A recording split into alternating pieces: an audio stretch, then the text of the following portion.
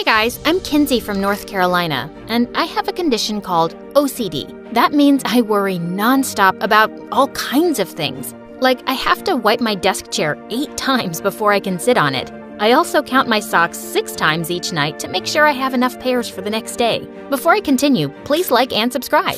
Living with my condition was tough and a bit lonely. I was an only child in a super rich family, but our servants were my only friends because everyone at school thought I was a freak.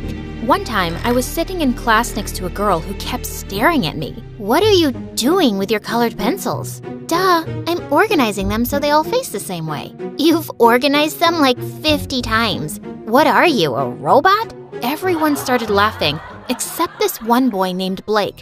After class, he gave me some chocolates to cheer me up. "Don't let those mean kids make you feel bad. You're pretty, you're funny, and you're the best speller in our whole class." He was a sweetheart. After that day, Blake and I became really close. And as time passed, I really started falling for him. But anytime I decided to tell him how I felt, I chickened out. But one day in 10th grade, there was an announcement for the school dance, and my heart raced. I wasn't letting this chance go. Today, I'd ask him out. At lunchtime, I caught Blake sitting alone, but my heart dropped when a gorgeous girl walked over to Blake and put her arms around him.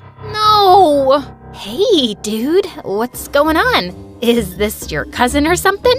Nope, this is my new girlfriend who just asked me to the dance. Isn't that awesome? Wow, so awesome. Sorry, I gotta go. The air is making my eyes water. Allergies. I couldn't believe I'd missed my chance. And now Blake has a stupid girlfriend. I was watching MSA videos that night when I came across a story about a girl who got married 9 times just to get revenge on her sister. That's when I got an idea. The only way to get over Blake was to date as many guys as possible. So I texted every boy I knew. I was a gorgeous goddess with extra clean hair.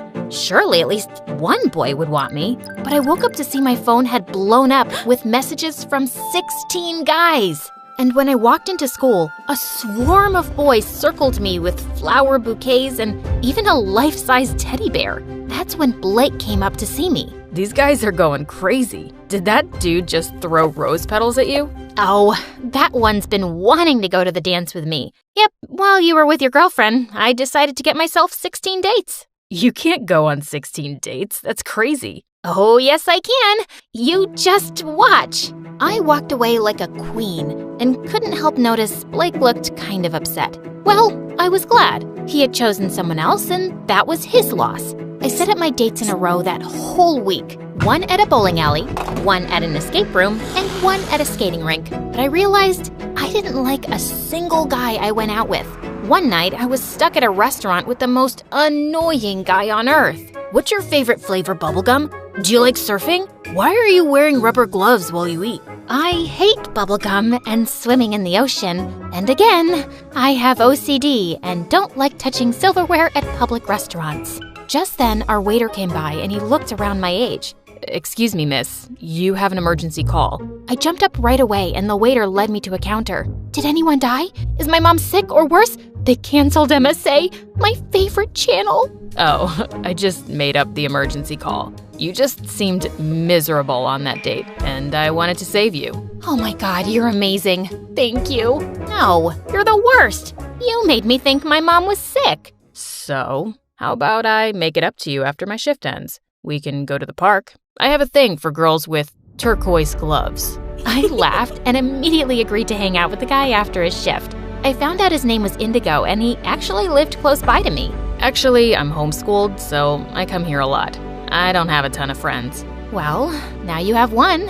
From that day on, Indigo and I started hanging out a lot. I had made a commitment to go on every one of my dates. My mission wasn't complete, so every time I'd go on a bad date at his restaurant, Indigo would come up with some excuse to rescue me, and we had the best time laughing over it. Then one day, Blake and I decided to catch up over coffee. How come you and Indigo hang out so much? I thought you were busy dating 16 guys. Now I'm down to 9 guys. I still haven't found anyone yet, but whatever. Indigo's my friend, and I really like him. Oh, so you like him. Didn't you say he doesn't have any friends? That doesn't seem a little off to you or anything. There isn't anything off about him. Why can't you just be happy that I made a new friend? He's the only person besides you who doesn't think I'm a weirdo. I am happy for you. Why wouldn't I be happy? I just don't want you getting hurt since you obviously like him. God, what a drama queen. But the more I hung out with Indigo, I wondered if Blake was onto something. Indigo was lovely, but he also never invited me to his house or told me much about himself. One night, Indigo and I were sitting by the lake, and I decided to ask him about it. I don't tell people about my life. It's too complicated. Well, I don't like hanging out with people who keep secrets. Fine, I'll hang out by myself then. At that second, Indigo ran into the lake and went underwater with his clothes on. What are you doing? The lake is polluted. You don't know what's inside it. Ugh, I'm going home. Just put your feet in. It feels nice. And remember, you can always take 100 showers after. Do you trust me, Kinsey? I was about to tell Indigo no freaking way, but then I noticed his warm brown eyes and that he was holding his arms out to me. I held his hands tight as I dipped my feet into the water. Oh my God, I'm doing it! I'm amazing! Indigo, this is a really big deal for me. Well, I'm honored to be by your side during such a big moment in your life. Indigo smiled at me, and suddenly, I pulled him close and kissed him. I felt my heart race like never before. I fell asleep thinking about Indigo that night. I could still feel his lips. But the next day, I heard a knock on my window, and it was Blake. Blake, what are you doing here? Kinsey, I'm in love with you. I've been in love with you for years, but I never had the guts to tell you. That's why I got a girlfriend, but I ended things between us. You're the only one I want to be with. I couldn't speak. My head was spinning. I'd wanted to hear those words for so long. So, do you love me back? Can you squeeze in a 10th guy to date? Before I could reply, there was another knock at my window, and it was Indigo. Well, I understand everything now. Indigo is the guy you love. I came over because I never heard back from you after we kissed. Is it because you're in love with him? Oh God, oh God.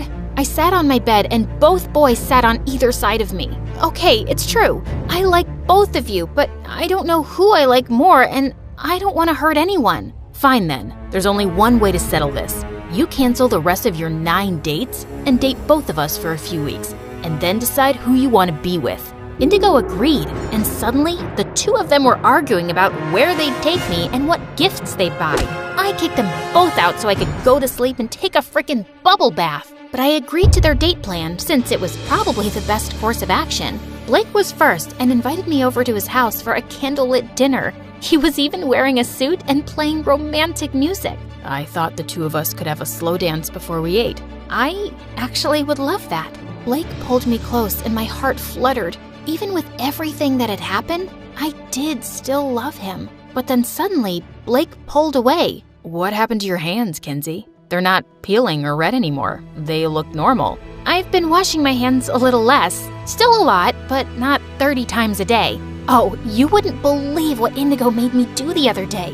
I told Blake about how I dipped my feet into the lake, and he looked really surprised. That's really big for you, isn't it? I'm glad. Anyway, let's have dinner. I had all your favorites made. The next evening, Indigo took me out to see the symphony, and later we went out for a moonlit walk. We ended up roaming the streets for 2 hours because I wanted to count 333 lampposts, and Indigo was more than happy to oblige. The next couple of weeks were a whirlwind of romantic dates, but making my decision wasn't getting any easier. Blake was the boy I'd always loved, but Indigo had left his mark in a short time, and now I couldn't imagine not having him in my life. A few days later, I was having a picnic with Indigo when he turned to me, looking serious. Kinsey, it's about time I told you the truth. The reason I'm homeschooled and why I don't have any friends is because I have a serious illness, and I'm in and out of the hospital a lot. And I never ask you to come over because my parents are really overprotective and they fuss over me a lot. I didn't want to freak you out with all that. Wow, Indigo, that sounds tough. It's not been too bad, just something I have to live with. But things will change once you get the surgery in 2 days. Indigo turned to me in shock as I clapped my hands over my mouth. Oh God, how did I let this slip? I was about to tell you about my surgery. How do you already know? Wait a second. Did you pay for it? Because my mom told me that just this morning that some anonymous donor had decided to fund my surgery. Kinsey, is that you? Okay, please don't be mad. I once saw you taking your meds secretly, and I just wanted to know what was going on with you. So I went to your house and met your mom. She told me everything. I'm sorry, I wasn't trying to be nosy. It's just because I care. I can't accept such a big favor from you. It's not a favor, and you don't have a choice. I know your illness is more serious than you're letting on.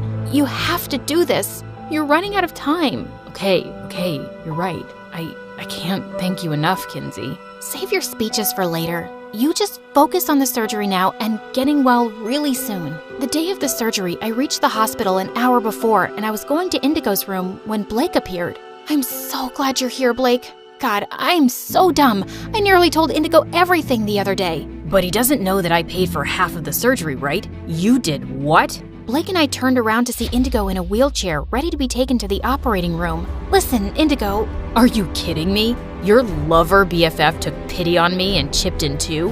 What am I, some charity project that he used to win you over? No, dude, it's not like that. Save it, Blake.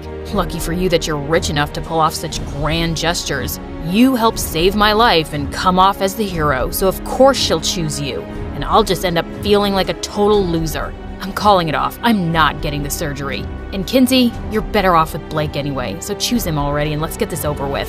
With that, Indigo stormed off. I have to go and convince him. He needs this. Let me try once, okay? Indigo, don't be stupid and come back inside. Please, just leave me alone. No, I won't. And that's because I really care about Kinsey and you're the right guy for her. Over the last few weeks, I've seen how much Kinsey has changed. She seems lighter and more comfortable with herself. I've been her friend since we were kids, but I haven't had the same impact on her that you have. She's different because of you, and I just really want my best friend to be happy. So I told her days ago that I was gonna step aside, and I helped pay for the surgery because I want you to be healthy. So do it for yourself and do it for her. We all waited anxiously for hours, and finally the surgeon stepped out of the operating room with a smile. The heart transplant went really well, and we're expecting a full recovery. Congratulations. The next day, when I could finally see Indigo, I went up to him and hugged him gently. I'm so glad you're doing well, Indigo. And it's all because of you. I have a new heart now to love you even more with. I love you, Kinsey. I love you too.